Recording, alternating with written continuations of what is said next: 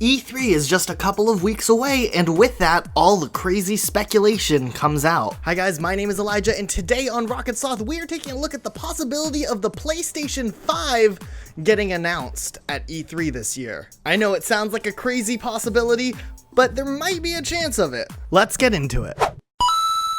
So far in this current generation of gaming consoles, Sony with their PlayStation 4 has been killing it in sales and in individual software deals. This is sort of the reverse of what happened last generation, where Xbox had majority of the exclusive software deals and had a higher amount of sales for majority of the console war of last generation. But for the past couple of years, Sony has managed to keep themselves in front of the competition, outselling the Xbox One and outselling the Nintendo Wii U. And while Sony's been able to hold on to that lead this far, it looks like Sony might have a run for its money as far as technological specs are concerned. Xbox is releasing its Project Scorpio later this year, which looks like, from what has been leaked, a much stronger version of the Xbox One that actually will be stronger than the PlayStation 4 Pro, which came out late last year. But even with the 4K capabilities that the PS4 Pro has, some brand new games that are coming out this year still can't run fully optimized on the PlayStation 4 Pro. We learned this recently with Destiny 2, that the game will only be able to run around 30 frames per second most of the time on the PS4 Pro because the CPU isn't powerful enough to handle it.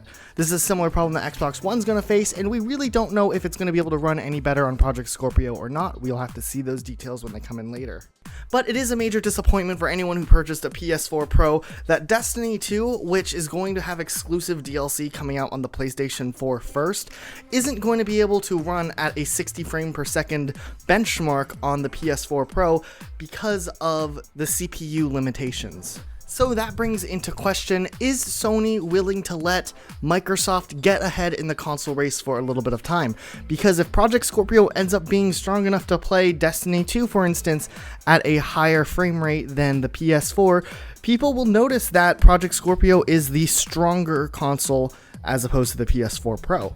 Sony's managed to keep the lead this far. It wouldn't surprise me too much, actually, if they decide to announce a PlayStation 5 this year at E3 just to stay ahead of Microsoft. Remember, just because it's announced this year doesn't mean it necessarily is going to come out this year, but if they announce it this year, we might be looking at maybe having a PlayStation 5 for sale holiday of next year. One of the major selling points PlayStation 5 would need would be to announce backwards compatibility with PlayStation 4 users so that people who made the jump from Xbox to PlayStation can feel like their investment was worth it. And of course, while I love the idea of new consoles getting announced more frequently, similar how Nintendo Switch just came out, it would be a shame for all of the people who did purchase the PlayStation 4 Pro last year to have it where just only a couple of months later they announced the next PlayStation that's even better.